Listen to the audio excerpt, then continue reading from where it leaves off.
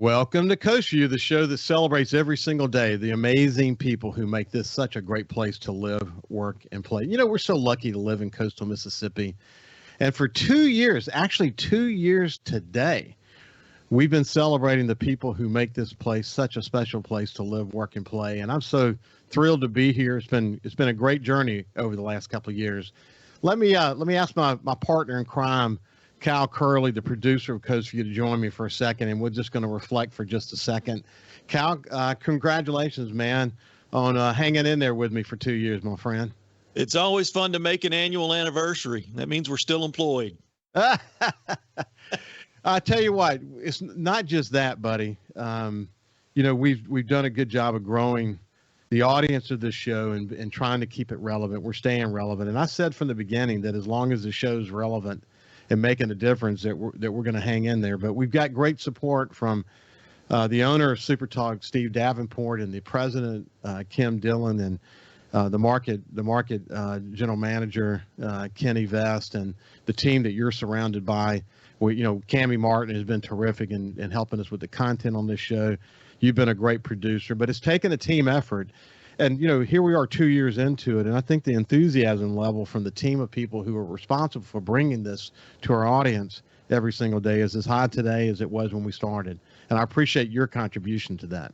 Oh, you bet. It's my pleasure. It's been a wonderful experience for me, not only from a learning aspect, but just a growing aspect in general. You know, I think I'd mentioned this before, you know, before the show, I really just kind of went along with whatever was happening on the coast and didn't really pay a whole lot of attention. But now I'm paying more attention to things that's going on around me and stuff that I should have been paying attention to before. It just how everything mingles together and how it affects the way things are day to day. And with this show, it's almost getting a bird's eye view of things before actually a lot of other people hear about it. Well, you know what's interesting, Kyle? I think, and I knew this as a publisher of newspapers for so much of my career, is that people are busy. You know, people are busy. It's hard to keep up with the news. I think in the day of social media that, you know, our news feeds are full of so much junk.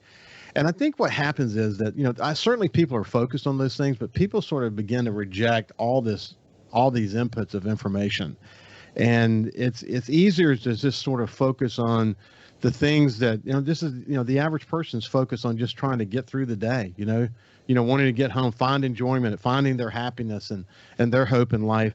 And it's easy to forget about what it takes to make a community like ours tick. It's easy to forget about the kind of leadership that it takes to make a community like ours tick. And this show has been a great reminder. I remember the conversation you said you were having with your wife, and she brought something up, and you immediately answered it. It's cool for you probably to have a better feel for what's happening here. It is, because I'm not always the smartest person in the room. Well, hey, Kyle, but you know what? You're so darn modest, because the reality is you're one of the smarter guys I know. I mean, you think about what you do at this station with the information technology and the operations and all the work that you do, across multiple platforms. You do the music in Superdomes during Saints games. Man, I referred to you literally in the first show with Haley Barber. I referred to you as a jack of all trades, and here we are 2 years later, and I still refer to you that way.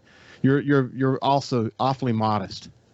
Yeah, I kind of am. I've always been that way, and I just never like to put myself up on that pedestal or whatever. I've never been the bravado person like, oh, I can do that. More than likely I can. I'm just not going to tell you I can unless I really have to. You know what I find, Cal, and that's a characteristic of a lot of the leaders we talk to. We're bringing people to this show that maybe some people have never heard of before. In fact, a lot of them, most people haven't heard from before, because they've just done their work quietly behind the scenes. They don't want a lot of attention. They just do what they do. They work hard in their careers. They're trying to make the most of their personal situations, trying to improve themselves personally, but they're also committed to the community simultaneously. They're wanting to get back to the community. And the people who come on the show are really, really focused on that. And what you and I get this opportunity to do with Cammie's help is to shed the light on them so that we can see how all of their stories start to come together in this amazing, like, I don't know, I call them the 1,000 points of light. You know that all the time. But when you bring all these lights together, it helps us realize that here in coastal Mississippi, we are full of incredibly competent, focused, passionate leaders who want the best for coastal Mississippi, and they are each a point of light, and they've made a real big difference. And it's been a pleasure to have the opportunity to kind of facilitate bringing their stories to the forefront. And I've learned with you, man. I mean, I've said this before, the more we learn, the more we better learn how much we don't know, that life's a journey of discovery. And that's certainly been the case for me, man. I've learned just right there along with you. Yeah, and I've really enjoyed every step of the way. The learning, the meeting new people, every bit of it has been a fantastic ride so far, and I'm looking forward to many more years to come. One not final thought, but one last thought related to this part of the conversation. Looking back 2 years, we posted on the SuperTalk Gulf Coast 103.1 Facebook page, and then I put it on the Coast Vue page as well. The very first conversation we had with Haley Barber. And I thought when I pulled it up, I thought this is going to be sort of a high cringe factor for me looking back at the first show. But I didn't feel that way at all, actually. I was impressed with how you and I had a kind of good handle on what we wanted to do with the show from the very beginning. And, I mean, if the way the pieces fit together, the intro music and all of the stuff that we did, it has kind of stood the test of time, really. And you look at that back at the first conversation with Haley Barber, and what a great, recollection it was, not only of his career, but his influence here in coastal Mississippi. A reminder how here we are, 15% of the population for the total state, but economically we're an engine that drives the rest of the state. I thought it was a great way to kick off that week. But we did hit the ground running, didn't we?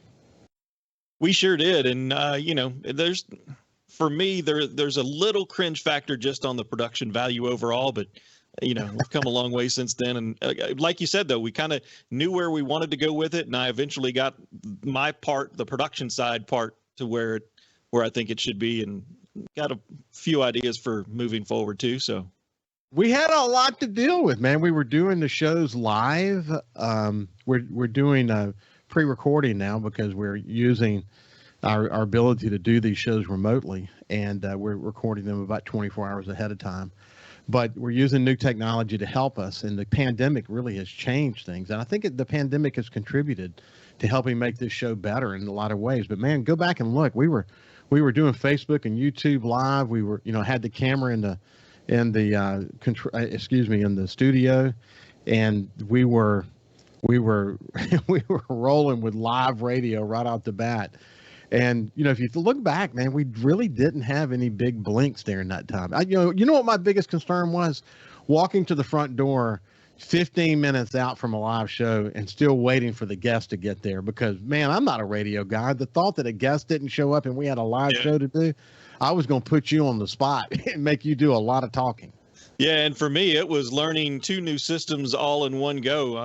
Telesouth had just taken us over, and I had started learning a different automation system, and then the video system was kind of maybe I had a week or so with it before we actually went live, and yeah, that was fun.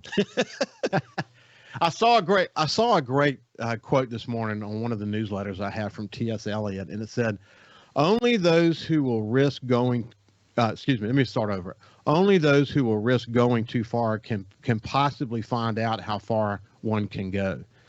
And I think we learned a lot. We had to risk a lot on this show, using a lot of parallel technology so that we can have the social media and the video and the live radio. It's been a great exploration for the two of us. I appreciate your partnership. You bet.